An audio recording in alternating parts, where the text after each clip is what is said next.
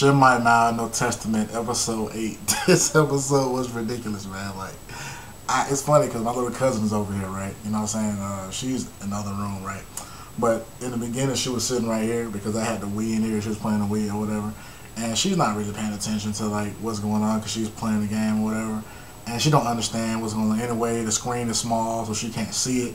You know what I'm saying? I'm reading it. She can't see what's going on, right? She cannot see it at all. She can't see over me, right?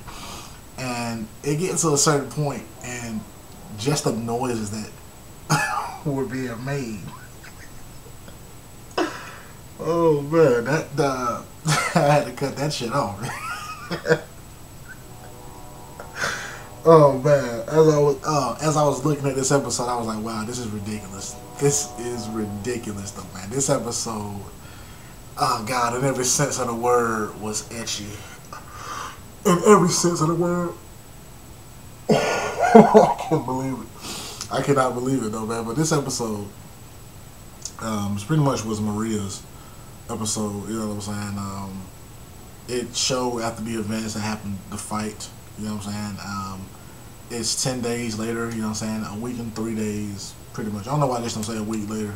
We don't need to know the exact number, but it's 10 days later, and they haven't heard from Yuki in all that time, and they're starting to get worried. You know what I'm saying? Boss was worried.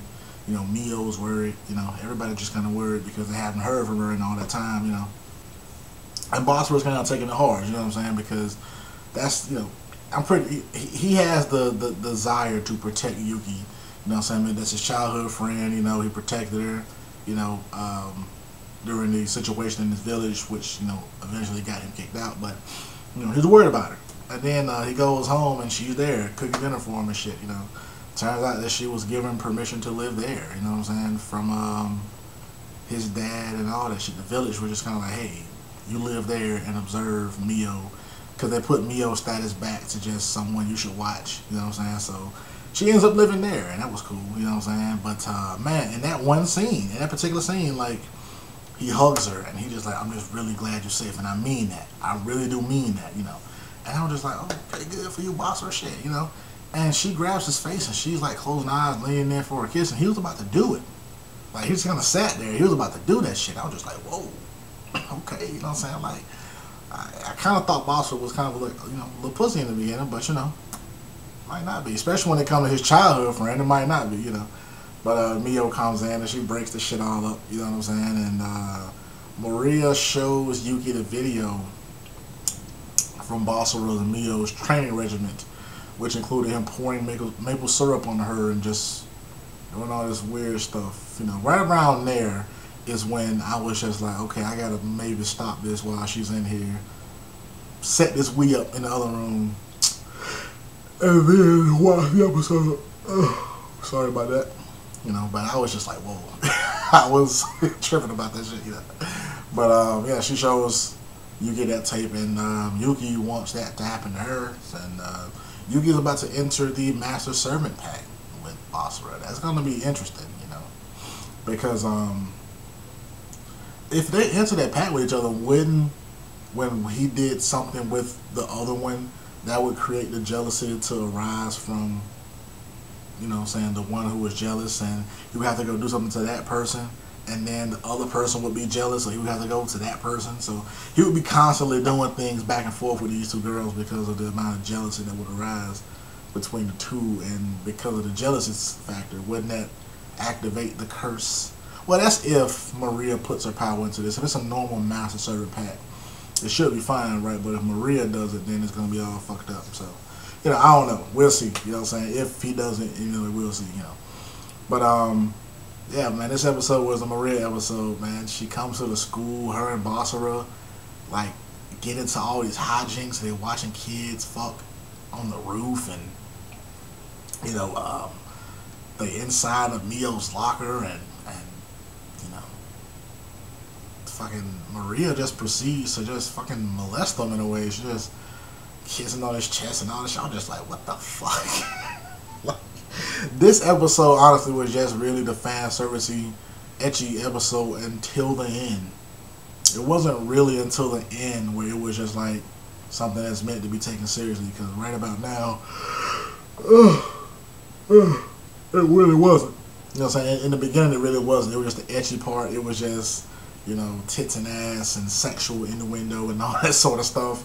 You know what I'm saying? But the end part with, you know, the Demon Lord factions talking or whatever, and they're being shown the video. Now, this video, I don't know where they got it from. That's what I'm trying to figure out. Where they get this video from, you know?